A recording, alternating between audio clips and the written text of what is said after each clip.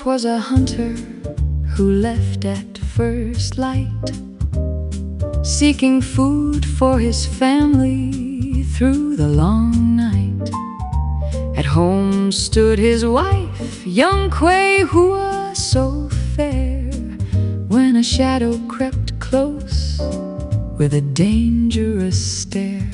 She rushed to the door, but the thief was too fast, slipped inside like a ghost from the past. He sat in her chair with a confident grin. The night's growing dark, let me stay till the dawn rolls in. Oh, Quay, who, quick as a spark, turned fear into fire with a twist in the dark. One glance at the shoes underneath the bed, and the thief met his match in the words that she said. She poured him sweet tea with a welcoming smile. Friends matter to travelers, rest for a while. Then she brought water and 6 pairs of shoes. The thief raised his brow with a look of confused. 1 pair is enough, why so many here? And why such a basin for washing my feet, my dear? Quay, who smiled sweetly, her voice soft as spring. Oh, only 1 pair is for you, honored guest. The rest are for my husband and kin. They'll be home very soon from the hills in the west. The thief glanced around, heart starting to race. She added with warmth, they'll be back any moment now. Please make yourself at home while I cook in the kitchen. We'll all eat together when they walk through the gate. Oh, Quay, who, sharp as a blade, turned 1 lonely house into a trap well laid. With shoes as her soldiers and words as her shield, she made the thief vanish without blood on the field.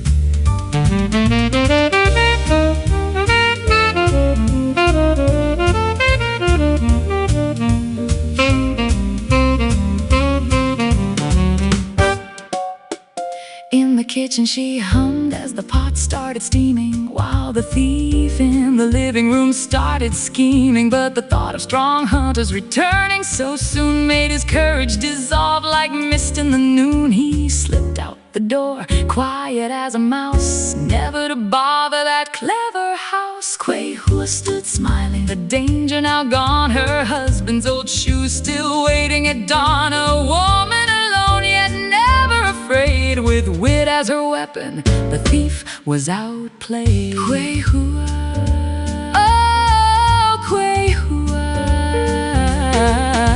the wisest wife the hills ever saw. Business, the Luckin coffee fraud scandal. In the Luckin coffee situation, this is essentially what they executed with their accounting deception. Luckin was a rapidly expanding coffee chain in China, striving to appear as a major competitor to Starbucks. However, behind the curtain, their actual sales and growth were not as impressive as they aimed to portray, particularly when they made their debut on the US stock exchange. In order to deck the tree, the company, with assistance from various employees and managers, began producing a large number of fraudulent coupon sales. They employed fake customers, associated parties, shell companies, and even shuffled money around to create bogus orders and redemptions. This significantly inflated their reported revenue figures, exceeding $300 million in made-up sales over multiple quarters. Additionally, they fabricated some expenses to ensure the false revenue appeared consistent. The outcome, their financial statements and public perception appeared incredibly robust and flourishing, with swift store launches, a massive customer base, impressive growth, and profits on the rise. This excitement captivated investors, the stock market, and everyone else, causing the stock price to skyrocket. It resembled adorning a tree with lovely artificial flowers that weren't genuinely blooming.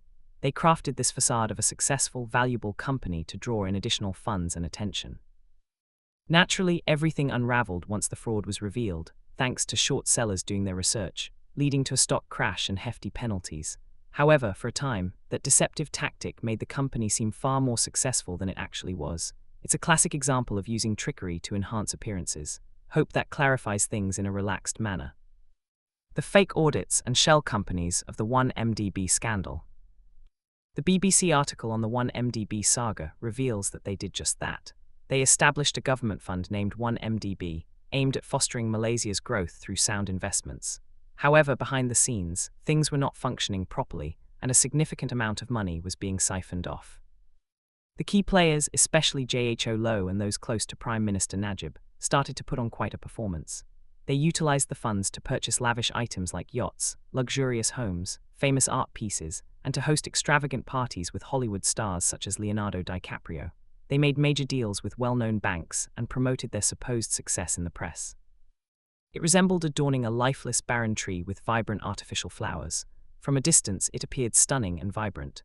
The fund seemed like a major success that was benefiting the nation. However, in reality, billions were unaccounted for, ending up in private hands, luxury handbags for Najib's wife, and entertainment for the wealthy. This deceptive appearance was effective for several years. It maintained the illusion of the narrative and allowed the leaders to retain their authority. The BBC article highlights this stark contrast: the extravagant lifestyle of the wealthy on one side and the everyday Malaysians receiving very little on the other. In the end, the imitation flowers disintegrated as investigators from multiple countries took a closer look. The truth emerged, resulting in everything collapsing. The false blossoms, deception neutralization algorithm. Picture a scenario where you're in an ecosystem that doesn't allow you to simply erase the lies, as they proliferate too quickly. Rather than cutting down the false narrative, you embellish it with your own curated, fabricated versions to thwart the antagonist's scheme. Instead of eliminating the deceit, you creatively enhance it with your own versions to disrupt the villain's agenda. Initially, you search for the barren tree, which represents the trending fake news story or deepfake video in a particular part of the internet. You identify who is being misled and analyze the technical markers of the video. Next, you create your deceptive blossoms. You aim to avoid spreading harmful falsehoods yourself, so you devise 3 types of decoys. The first is a honeypot. You craft a version of the fake video that appears identical but conceals a digital trapdoor within it, like a subtle mistake or watermark. The second is satirical amplification, where you take their falsehood and create a version that is so absurd and exaggerated that it shatters the serious, frightening aura the original lie intended to project. The third is algorithmic noise, where you produce thousands of harmless posts using the same hashtags or keywords to completely overwhelm the system. Then you go ahead and adorn the tree. You push all these decoys right into the same feeds and recommendation systems that the wrongdoers are employing, making them merge together. At last, you set the trap in motion. When the wrongdoers take your honeypot videos and begin to circulate them as evidence, you unveil the concealed watermarks. The hasty sharing of your carefully crafted decoys makes their entire scheme appear ridiculous, stripping away all credibility and causing their web of deceit to crumble. How it works in practice: 3 tactical applications. 1. The honeypot poisoning, the watermarked illusion. Rather than waiting to combat a deepfake video of a global leader, once it becomes popular, defense agencies take the initiative to create and distribute their own controlled leaks, or variations of potential deepfake situations on the dark web or recognized bot networks. These variations include concealed, unchangeable digital watermarks, or minor logical inconsistencies. When malicious actors seize these blossoms and share them as authentic, the defenders activate the watermark, exposing it to the world. This results in the adversary's entire operation losing all credibility. 2. Algorithmic noise drowning. When a hashtag related to fake news begins to trend and stir up panic, the algorithm activates a flurry of harmless, automated blossoms. This action completely takes over the metadata tags associated with the fake news. If someone attempts to search for the fake news event, they will encounter millions of random, innocuous posts that share the same characteristics, thereby effectively obscuring the actual threat. 3. Reductio ad absurdum, satirical blossoming. Fear and outrage fuel disinformation. The algorithm detects the main emotional trigger of a piece of fake news and promotes satirical or exaggerated versions of it. By allowing the ecosystem to flourish with clear absurdity that reflects the fake news, the psychological impact of the original content is diminished. People shift from fear to laughter. Let's examine a fascinating real-world example recorded as Incident 1525 in the AI Incident Database. In this case, fraudsters manipulated a genuine 2024 television interview featuring former Mongolian Deputy Prime Minister, Amarsekin Sainbuyan. They employed AI deepfake technology to modify his lip movements, added a counterfeit Russian audio track, and launched Facebook advertisements depicting him supporting a large pipeline investment scam aimed at stealing individuals' personal information. Rather than frantically trying to remove that video from every social media platform, our false blossoms algorithm can effectively neutralize the threat. Initially, the algorithm outlines the barren tree. It detects the deepfake video gaining traction on Facebook, determines the video's specific technical characteristics, and identifies the audience that the scammers are aiming for. Next, it produces the false blossoms by initiating 3 countermovements. For the honeypot poisoning, it generates meticulously crafted leaks of the identical video while embedding a concealed digital watermark within the file structure. These are then leaked into established scam networks. When the scammers inadvertently utilize our watermarked videos for their upcoming advertisements, they fall directly into the trap.